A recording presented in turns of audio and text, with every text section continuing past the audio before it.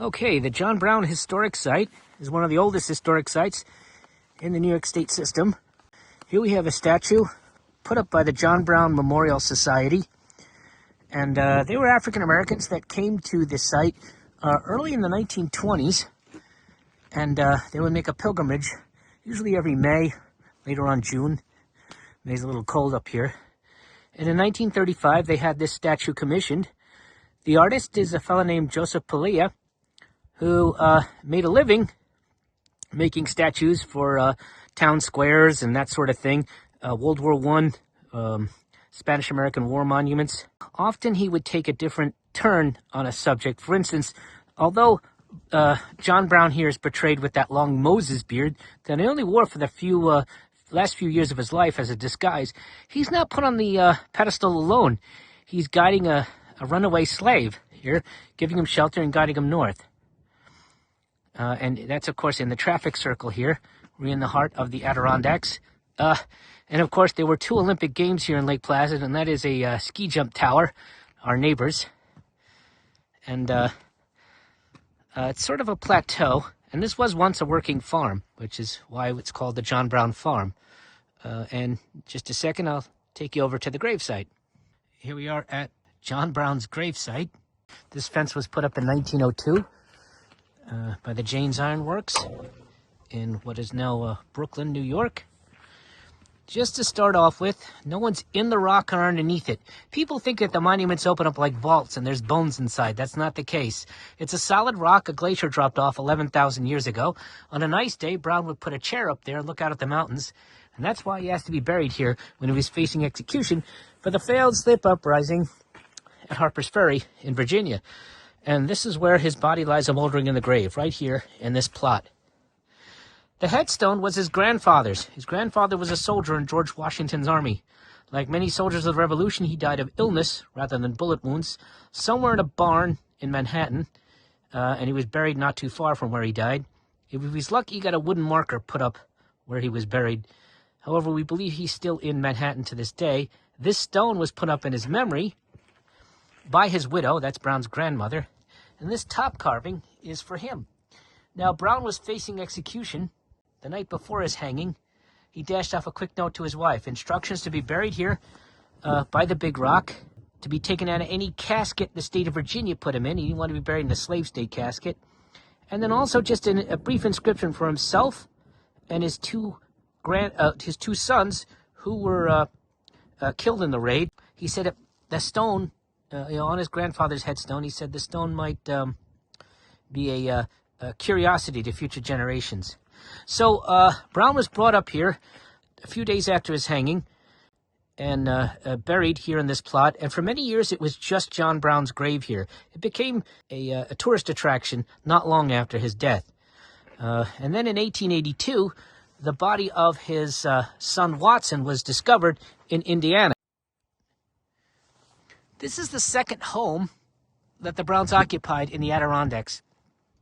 The first one was a log cabin, which no longer exists, about 1.5 miles east of here, where the Craigwood Golf Course is today. And the Browns all lived in this one little cabin, which is off in this direction, past the caretaker's residence over there. 9 of the Browns and an escaped slave named Cyrus lived in that little log cabin from 49 to 52. The Browns left the area for a few years. Brown decided he wanted to retire here, so he came back from Ohio in 1855. He had his son-in-law build him this house. His son-in-law, Henry Thompson, was a carpenter by trade. Brown at first asked for a log cabin.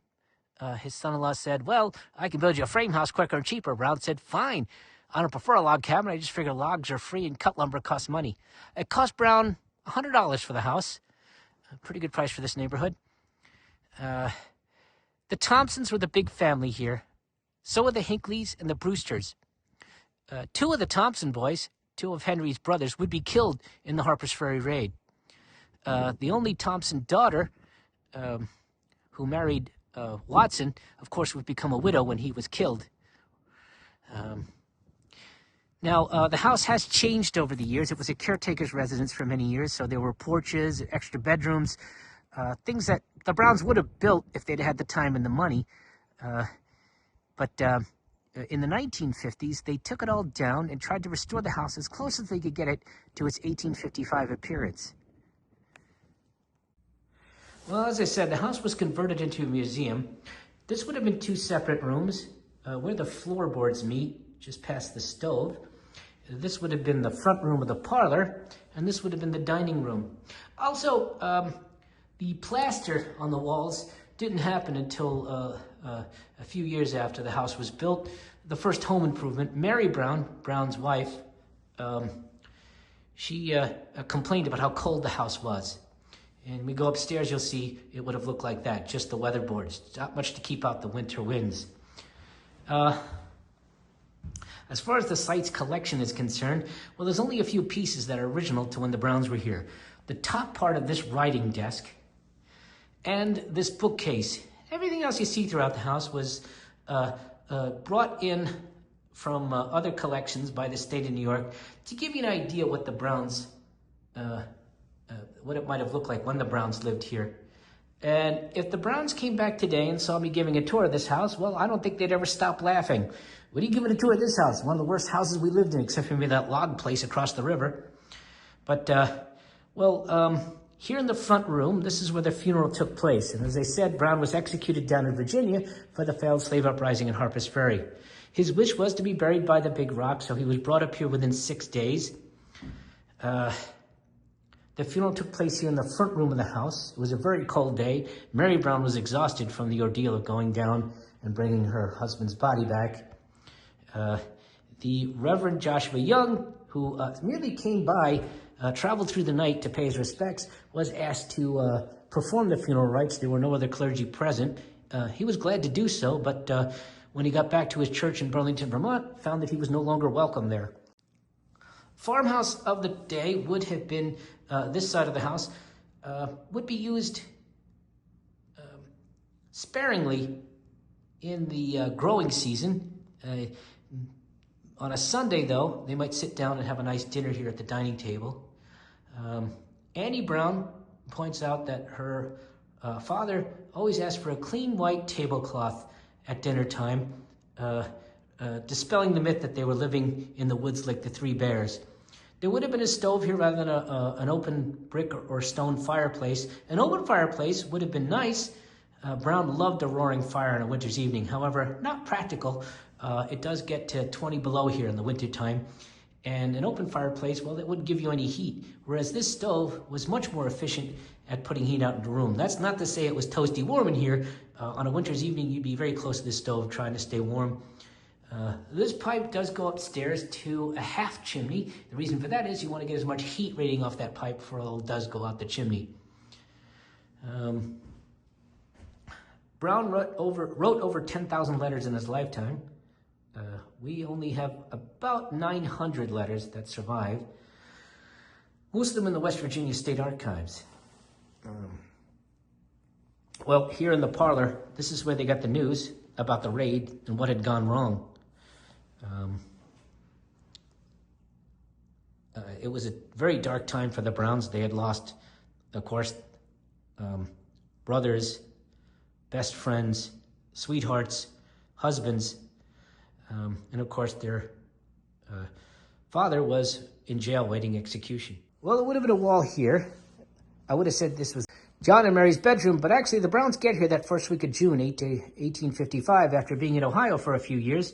Brown has notions of retiring here, but as soon as he gets here, he gets a stack of letters from his sons saying they're being harassed by pro-slavery men in Kansas Territory.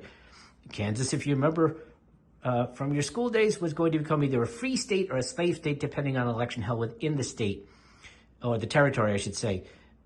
Both sides, that those who wanted slavery and those who did not want slavery to expand into the West, sent settlers into the area to get statehood for their own cause. Brown's sons were immediately called out as abolitionists by pro-slavery men who were not above murder, intimidation, barn burnings, tar and featherings to get what they wanted, which was a slave state Kansas.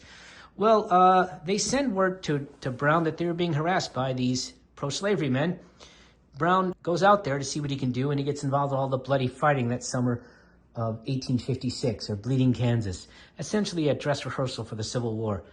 Once the fighting calms down in Kansas, Brown decides whatever time he has left on Earth, he's going to fight and destroy slavery, and that's what he sets out to do. So from 55 till his death in 59, he's only here for a few brief visits, and that left his wife here to hold down the homestead when the men were off fighting. It was tough going. They had food on the table, a male help for the farm, not a lot of cash in their pockets. Mary was his second wife. He had 20 children between two wives, 11 of which survived to maturity. 3 were killed in the fight against slavery, and the others, of course, this is the last house that the family occupied, so it's just the 3 youngest girls, Sarah, Annie, and Ellen, and the older women married into the Brown family. The daughters and the daughters-in-laws would be here when their husbands were away in Kansas. The kitchen is the lifeblood of the house. This is where most of the living in a farmhouse goes on. And of course, the stove here is larger than the one in the parlor. It had to do more work. There was a fire going in it almost all the time. You can see how they tried to get as much work out of the wood that they were burning before they had to go and get more wood, more firewood. All right, upstairs. And also, this would have been 2 separate rooms. As I said, the daughters and the daughters-in-law slept upstairs. The curve here in the chimney is not bad bricklaying. This was done intentionally to help prevent downdrafts. These stoves that they were using to cook with were a relatively newfangled technology and prone to downdrafts. It would have been cold up here. And as I said, these pipes would have been the only heat that they were getting from the downstairs stoves. It was tough going. The girls wore homespun dresses of wool that they grew on the farm. And then we have over here, as I said, Sarah, Annie, and Ellen were the 3 youngest daughters, and they would have been learning their ABCs and how to read and all that sort of thing, and probably having their sisters-in-law help them out. So we do have a display case, some of the items here.